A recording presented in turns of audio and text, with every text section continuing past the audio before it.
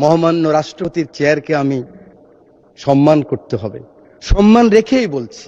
ওই চেয়ারকে ধন্যবাদ দিচ্ছি, ও প্রতিষ্ঠানকে, কিন্তু মহামান্য রাষ্ট্রপতিকে, ব্যক্তি শাহাবুদ্দিন সুপ্পু সাহেবকে আমি কিন্তু ধন্যবাদ জানাতে পারলাম না বলে আমি দুঃখিত। আমি সেলট জানাই এই লোককে। এর মতো যদি আর 10 জন বিএমপিতে এরকম নেতা থাকতো, বিএমপি নিয়ে আজকে যে সমালোচনা হচ্ছে এটা হতো না।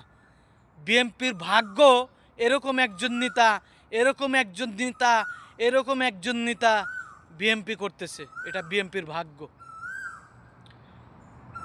রাষ্ট্রপতি চুব্বুকে যেভাবে ধন্যবাদ জানাইছে, আমি অসংখ্য ধন্যবাদ জানাই আমার এই বিএমপির নেতাকে।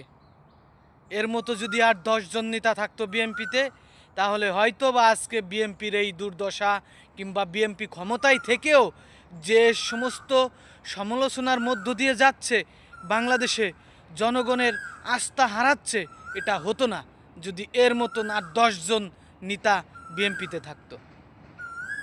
জামাতে যে সমস্ত নেতাকর্মী আছে, এরকম আর 50 জন নেতাকর্মী যদি বিএমপিতে থাকতো, তাহলে জামাত বিএমপি কখনোই আজকে যে ঠেলাঠেলি লাগাইছে, এই ঠেলাঠেলি কখনোই হতো না।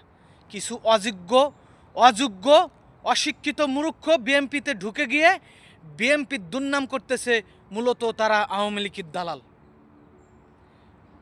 রাষ্ট্রপতির যে চেহার, এই প্রতিষ্ঠান নষ্ট করে দিচ্ছে এই চুব্বু।